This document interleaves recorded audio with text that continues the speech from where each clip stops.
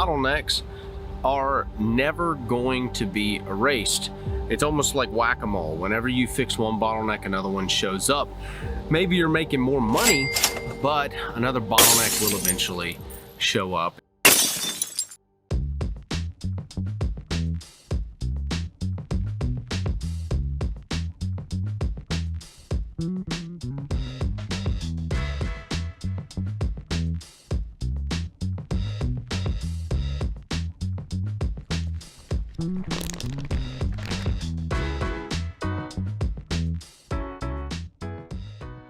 So this video is going to be a little more advanced type of thinking for guys. A lot of the stuff I'm going to be sharing with you in this video is pertinent to pressure washing or any type of service business, but usually is entertained within the manufacturing industry. Okay, when it comes to bottlenecks, when it comes to constraints, the theory of constraint, and what is a bottleneck in your business? A bottleneck is anything that keeps you from being more efficient and making more money, making easier money, making higher margins on your investments. And before we get too far into this video, I want you to understand that bottlenecks are never going to be erased.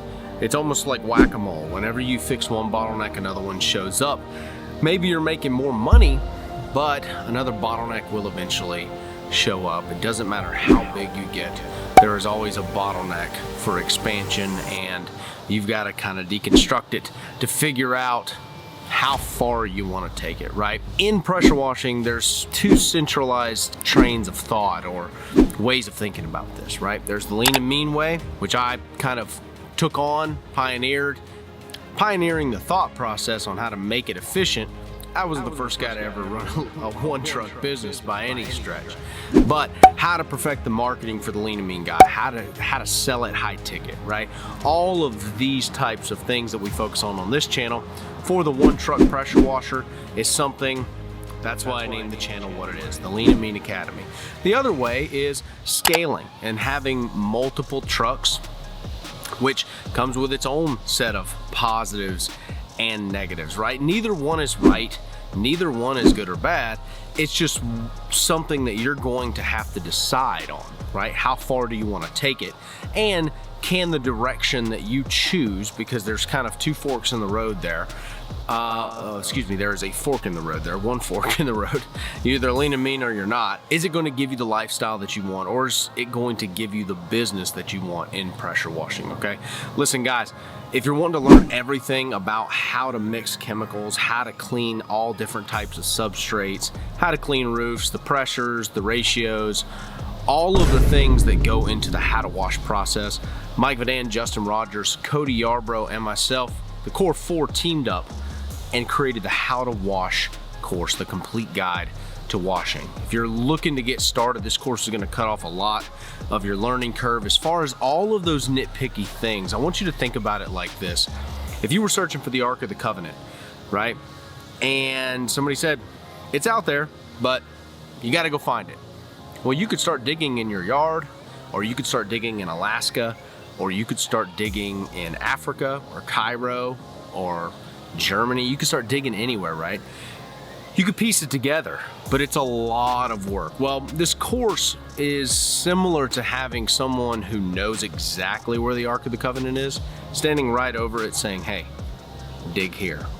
And you just bring your excavator in and you implement the knowledge and start digging. You can imagine, cuts down a lot of the learning curve, and that's what this course is gonna do. It'll be the first link in the description, first link in the comments.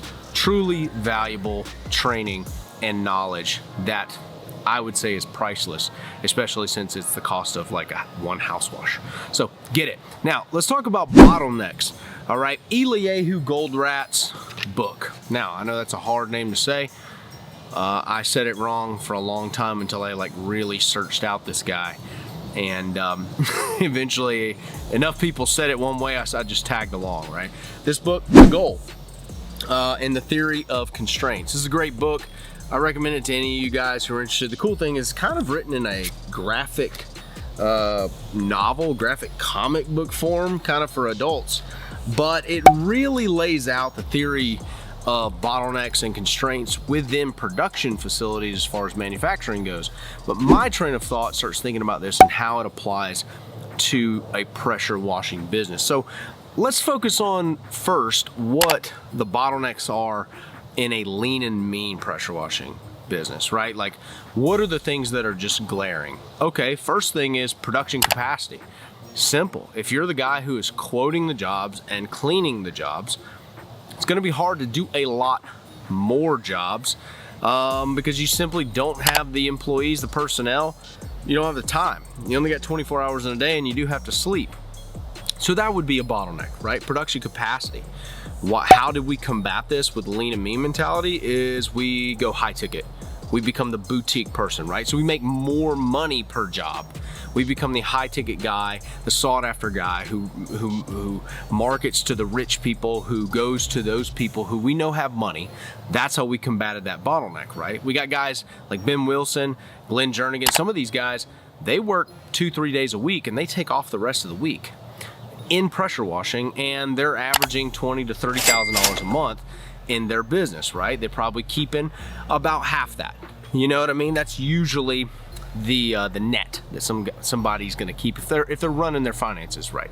So that's how we combated that bottleneck. What's another bottleneck in the lean and mean mentality? Well, a lot of guys who don't have managerial aptitude to, or have never managed anybody, they usually go into a lean and mean, and then they want to DIY their website, right? They want to DIY their marketing, which means usually that just translates to it gets forgotten about, okay?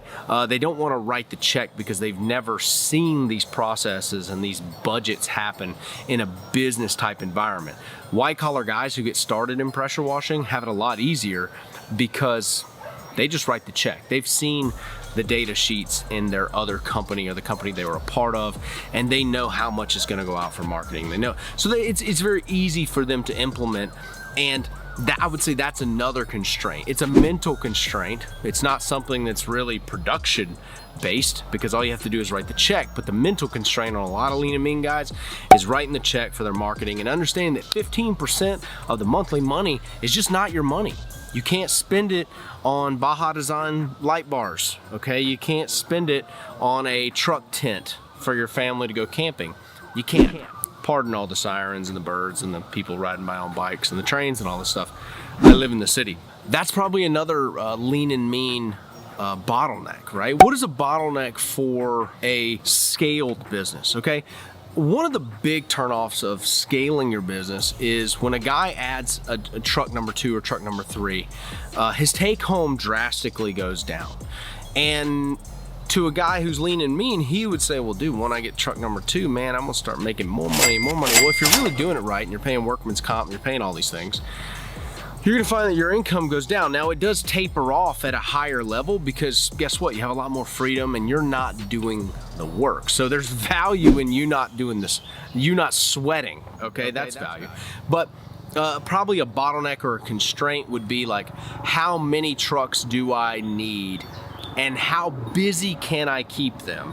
So if you have 2 to 3 trucks, that means you're going to have at least 2 to 3 more mouths to feed, if you will, and their families, because you're paying them. So now your marketing better not have a bottleneck in it, because if you can't keep these guys busy, you're going to have to drop that truck and fire that guy, and then you're going to be doing this juggling process, which that seems to be this piece of hell that some guys get stuck in when they start adding truck 2 and truck 3, is their marketing cannot handle the ambition they want to have when it comes to adding more trucks. They're just like, hey, put another guy on it, it'll sort itself out. Well, it will not if you're not writing the check for quality marketing, for Google ads, for all of these things that you need to take care of. So I recommend you guys grab this book if you can. It's very simple. This is an excellent beginner's way of understanding the theory of constraints and bottlenecks and how they glare at you. One thing after you read this book, it'll almost be like a little x-ray lens where you'll be able to see, holy shit, this one thing right here, I need to I need to put down more money into my Google ad spend, you know, or maybe you understand that you're cheating yourself because you're actually keeping, you know, 5% of that 15% and you're spending it on family stuff, you know, the 15% allotted for marketing, right? You're spending the money and you're cheating the business because that's what's going to help you get over that hump. Some of you guys who are even a little more ambitious, who are wanting to get over that hump sooner, maybe you put 20% into the marketing column, right? And maybe you live on a little bit. Man, I did that forever, bro, because I didn't have anything that I had to pay for. I was in a divorce, I had to pay for that. Right? That was a lot of money. So a lot of the money went to that, and then it went to rent, and then I stayed lean on food consumption. I didn't eat out. I didn't go on trips. It was probably 4 or 5 years before I went on a trip at all. And I think the first one was I went snowboarding with my brothers or something like a couple years ago. That was the first trip I took in years. So understand that there's always going to be bottlenecks in your business. Get the Goal by Eliyahu Goldratt. Find it on Amazon. Also, while you're there, pick up my new book, The Start a Pressure Washing Business, Volume 1, Tough Love. It's 101 questions from the channel. It's got some good reviews. It's not really, you know, I'd say if you want to get rich, don't write a book because this is kind of a give back to the industry, answering 102 of your questions in here that you guys have asked, and it is excellent. I'll put a link to it below along with the How to Wash course. So go grab these 2 books, go grab the course, start looking at your business differently when it comes to the bottlenecks that are present, because if you can identify them, you can weigh this. Listen right here, you can weigh them out and see if it's worth it, right? Some guys who are lean and mean are never wanting to erase the bottleneck of production capacity. They say, I don't want those knuckleheads around me. I don't want to hire people. I don't want to pay that workman's comp. I don't want to pay that extra insurance. I don't want to have the liabilities on my hands. I don't want people showing up late. I don't want to hear about it, right? So they're going to leave that bottleneck alone, and they're going to go push their pricing up. They're gonna push their marketing to another level where they can even cull some of these extra small jobs, and they only take the huge jobs, right? I'm not saying that you have to get rid of the bottleneck. You just need to be able to see it. And most people cannot see it. So I hope you enjoyed this video. There's a lot more to this, especially on the manufacturing side, when you're looking at how fast machines can move, and can humans beat machines? Are the machines good enough to keep the products from being returned, or do we need human quality control involved, right? There's tons of thinking when it comes to Eliyahu Goldratt's theory. This book is just an entry level that may give you an x-ray lens into your own business to say, hey, you know what? I'm fine with the lean and mean bottleneck, or you know what? I want to expand. I'm willing to take on these extra little knucklehead helpers, and you know, it's just the way it is when it comes to service industry, it seems. I'm willing to go through that, to push, and I want to build this business huge. Guess what? You're going to be given another set of bottlenecks, even when you scale. And eventually, I'm going to end it on this note. You will still always have bottlenecks. They're always going to be glaring. And it's probably going to be production capacity type bottlenecks. But eventually you have to say, you know what? I'm cool with this, because you can only get so much done in a day, and you can only have someone delegate so much in a day, unless you're wanting to start a national chain. But then guess what? Even if you start a national franchise for pressure washing, there's still bottlenecks there, okay? It's always gonna be present. Get the ones you want to erase, dump more money in marketing, figure out how to get your tickets up, figure out how to live the lifestyle that you want to live within this business. I assure you it's possible, okay? Because a lot of you guys are making way more than the average college graduate, albeit I don't have a college degree, and many of you guys don't who are watching this. So give this video a like, give it a thumbs up, subscribe if you're brand new to the channel. I'll see you guys in the How to Wash course.